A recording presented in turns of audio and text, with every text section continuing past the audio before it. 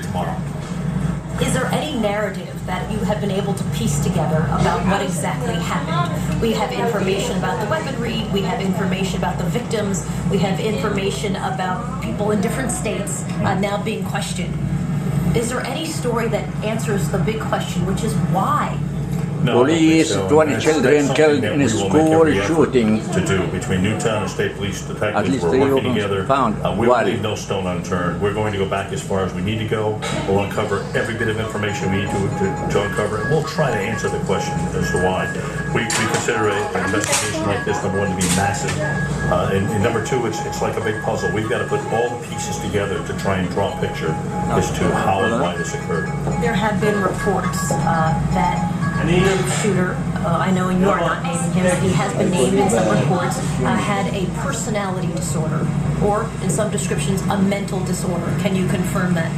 We can't. We can't discuss at this point in time anything to do with any of the victims or any of the deceased whatsoever until we're prepared to do so. We anticipate that will be tomorrow, but we would rather, for investigatory reasons, withhold that information at this time. When will you allow parents to go and get the bodies of their children? We can confirm. We're very early into the investigation, but it's obviously a very sensitive matter. We have to make sure we're right. Parents still didn't get the bodies. For people who are still waiting to see those that they lost. Crazy. Thank you for talking to us. Lieutenant Vance and Lieutenant Cinco, both with the state police and with the Newtown police as well. As you can imagine, Anderson, the tone here is just terrible and so sad and just fraught with grief as well. We're going to continue to talk to some people who are just still grappling and trying to understand what exactly happened here today. I want to send it back to you, though. Yeah, and I'm not sure it's something we can ever truly understand, that we can get as many details as we can, and we are trying to do that.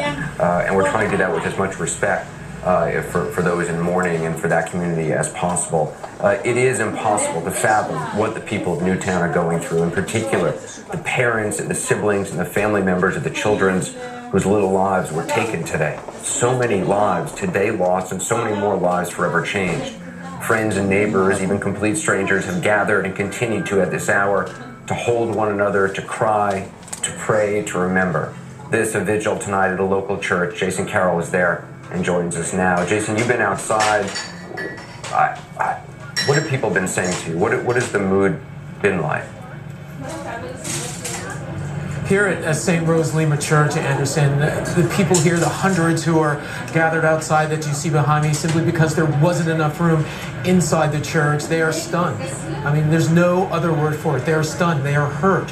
They're here because they are leaning on each other for support. When you're hurt so badly like this, you turn to your loved ones, you turn to your family, in some cases, you turn to your faith. And that's what we're seeing, that's what's happening outside as this vigil continues through the night. In talking to the people here, even in trying to get to where we were, Anderson, we passed a Starbucks. A woman got out of the car next to me. She was in tears. And then we went by a restaurant. A woman was outside there, her husband, a young boy.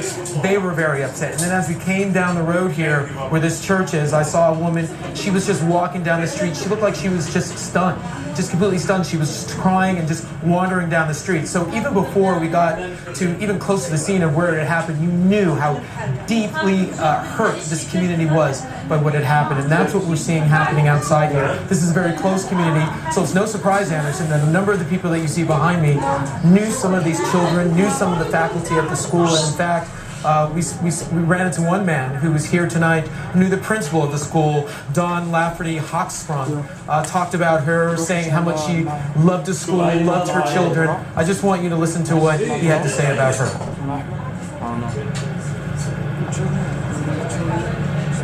Well, let me just tell you that in terms of what he had to say, it was that this was a woman who cared very deeply, not just about the school that she had worked since June of 2010, but also that she cared very deeply about the students, cared very deeply about her job. It was very tough for him to take, and that's why he and so many others are here tonight.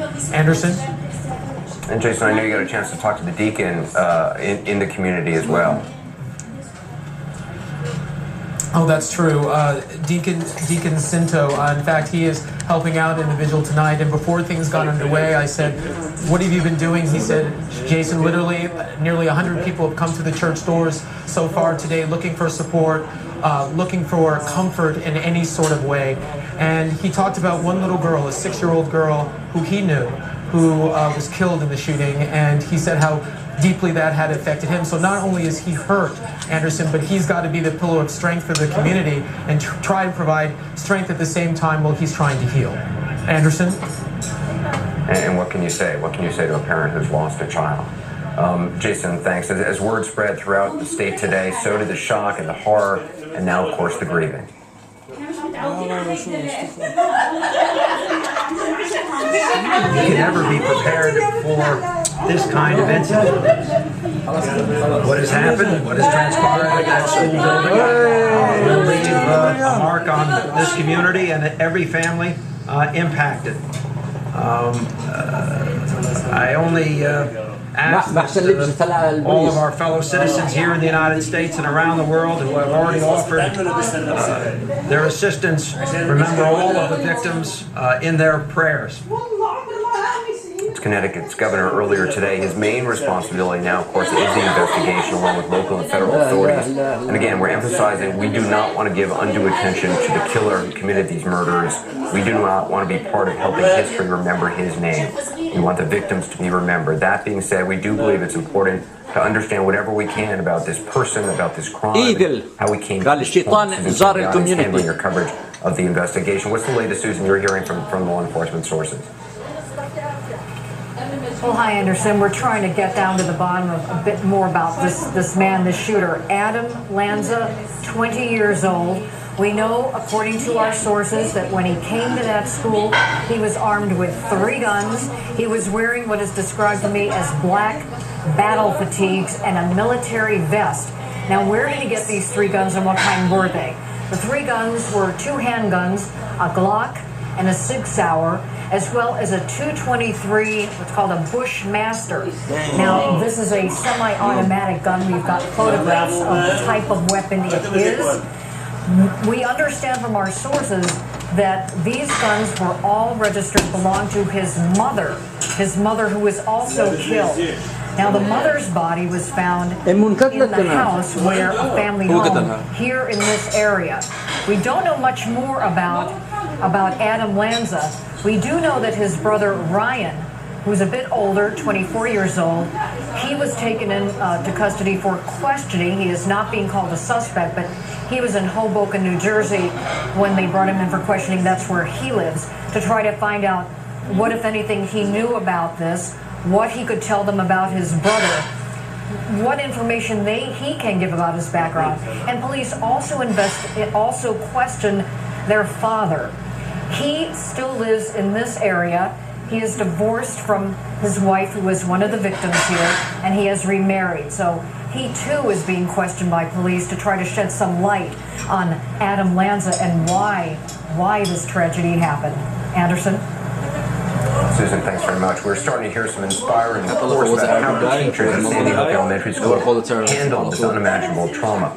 Caitlin Roig is a first-grade teacher, and when she heard gunfire, she rushed 15 children, 6 and 7-year-olds, into a small bathroom, barricaded it with a bookshelf. She told the kids that there were bad guys outside and they had to wait for the good guys. She said when the children started crying, she would hold their faces in her hands and tell them it was going to be okay. Told them, "Show me your smile." That's what she would say. The kids told her just heartbreaking things while they were huddled in that bathroom. They said they wanted to go home for Christmas. They wanted to hug their moms. Caitlin Rowe, clearly an extraordinary teacher, an extraordinarily human being, told ABC News what happened next. I need you to know that I love you all very much and that it's going to be okay, because I thought that was the last thing they were ever going to hear. I thought we were all going to die.